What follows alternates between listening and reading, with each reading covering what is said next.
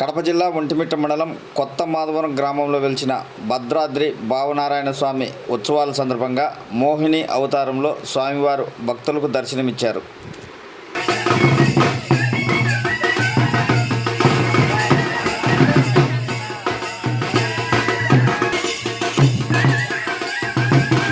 కడప జిల్లా బ్రహ్మంగారి మఠంలో జరుగుతున్న వీరబ్రహ్మేంద్ర స్వామి ఉత్సవాల్లో భాగంగా స్వామివారు పురవీధుల్లో ఊరేగుతూ భక్తులకు దర్శనమిచ్చారు.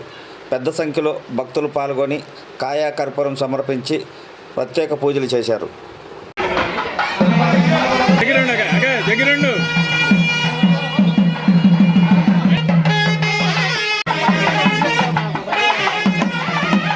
ప్రజలు సంచరించే ప్రదేశాలలో అపరిశుభ్రత, మురుగునీరు ఉండడం వలన విషజ్వరాలు వ్యాపిస్తాయని వైద్యులు, ప్రజాప్రతినిధులు చెప్పే మాటలు.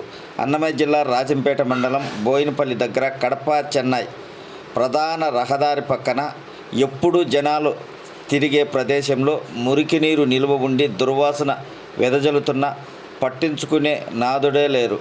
మరి పంచాయతీ అభివృద్ధి అధికారులు ఏం చేస్తున్నారో వారికే తెలియాలి. కడప జిల్లా ఒంటిమిట్ట మండలం మఠపంపల్లి, నడింపల్లి మధ్యలో కడప చెన్నై ప్రధాన రహదారి పక్కన శ్రీ వీరాంజనేయ స్వామి ఆలయం ఉంది.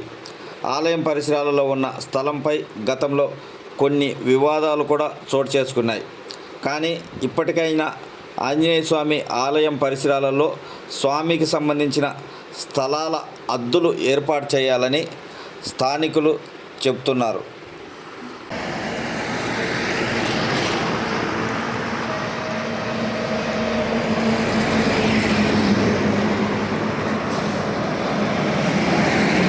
రాజంపేట జనసేన నాయకుడు, పార్లమెంటు సమన్వయకర్త ఎల్లటూరి శ్రీనివాసరాజు పుట్టినరోజు సందర్భంగా రాజంపేట ప్రభుత్వ ఆసుపత్రిలో ఆయన అభిమానులు రోగులకు పండ్లు పంపిణీ చేశారు.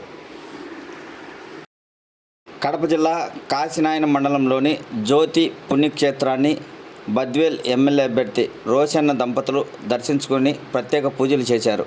ఈ కార్యక్రమంలో టీడీపీ మండల అధ్యక్షుడు పాల్గొన్నారు. షుగరు, గుండె, కాలేయ జబ్బులకు ఉపయోగించే మందులతో సహా 42 రకాల ఔషధాల ధరలను కేంద్ర ప్రభుత్వం తగ్గించింది. తగ్గిన ధరలను డీలర్లు, స్టాకిస్టులకు వెంటనే అందించాలని ఫార్మా కంపెనీలకు ఆదేశించింది.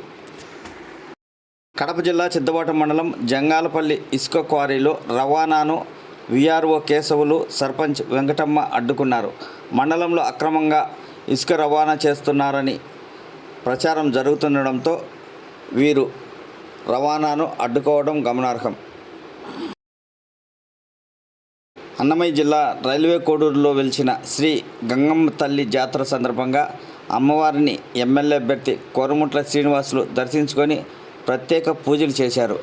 ఆయన వెంట పలువురు వైకాపా నాయకులు పాల్గొన్నారు.